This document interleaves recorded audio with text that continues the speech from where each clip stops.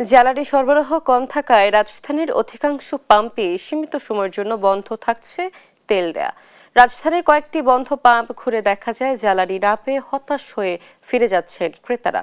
অন্যদিকে যেসব পাম্প খোলা রয়েছে সেখানে ঘন্টার পর ঘন্টা তেলের জন্য সিরিয়াল দিয়ে অপেক্ষা করছে যানবাহনগুলো। ডিপো থেকে তেল কম পাওয়ার অভিযোগ করেছে পাম্প কর্তৃপক্ষ।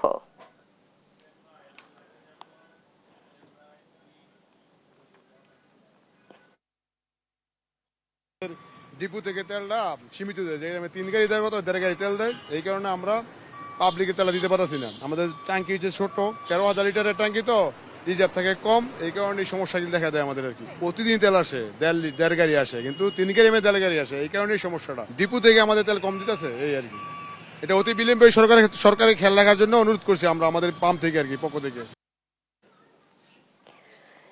এ বিষয়ে জানাতে রাজধানীর ফিলিং স্টেশন থেকে যুক্ত হচ্ছেন সহকর্মী জয়নাতুল মোহনা। মোহনা, আজ পাম্পে ভিড় কেমন দেখছেন জানাবেন।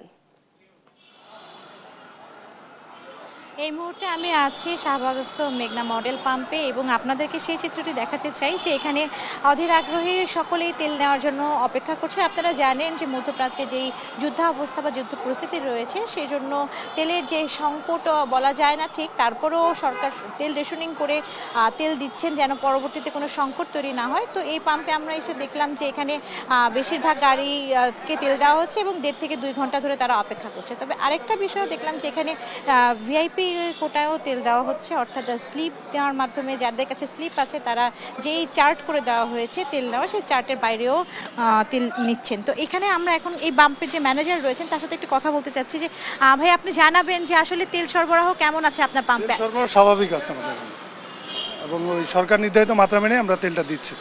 সবাই ওইভাবে আসতেছে, তেল নিয়ে যাচ্ছে।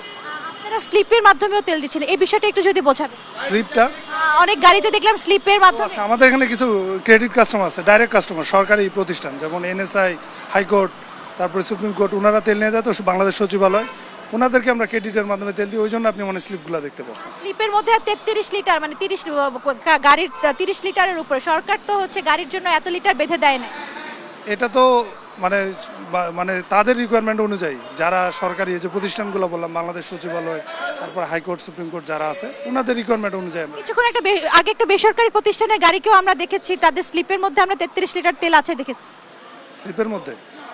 আচ্ছা আচ্ছা, সেটা মনে হয় সম্ভবত কোনো সরকারি গাড়ি হবে হয়তো বা। ও স্লিপের গাড়ি, ওটা স্লিপের গাড়ি। স্লিপের গাড়ি কিন্তু বেসরকারি প্রতিষ্ঠান, সরকারি প্রতিষ্ঠান না। বেসরকারি প্রতিষ্ঠান নিতে পারে। আমাদের কাছে স্লিপের মানে ক্রেডিট কাস্টমার যেগুলো আছে, বেসরকারি ক্রেডিট কাস্টমারও আছে, তো ওনারা তো আমাদের কাছে বছর ধরে তেলটা নেয়।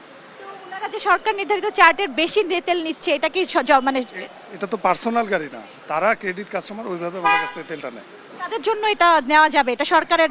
এই পাম্পটা তো আপনারা জানেন মনে হয়, যেটা একটা গভর্নমেন্ট পাম্প, আর এটা ওই পাবলিক ফাংশনের পাশাপাশি প্রতিষ্ঠানগুলোকে সেবা দেওয়ার জন্য দেওয়া হয়। ওগুলো সবই প্রতিষ্ঠানে গেলে।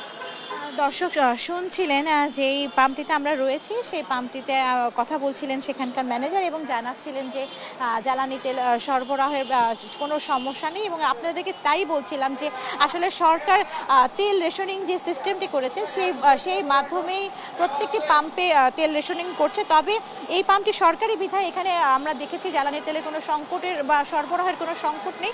তবে রাজধানীর যে অধিকাংশ পাম্পগুলো আমরা ঘুরেছি, কোনো পাম্পে কোনো প্রকার জ্বালানি তেল নেই, কোনো পাম্পে অকটেন আছে তো ডিজেল নেই, ডিজেল আছে তো অকটেন নেই। তো এই ছিল রাজধানীর শাহবাগ থেকে আমার কাছে সর্বশেষ সংবাদ।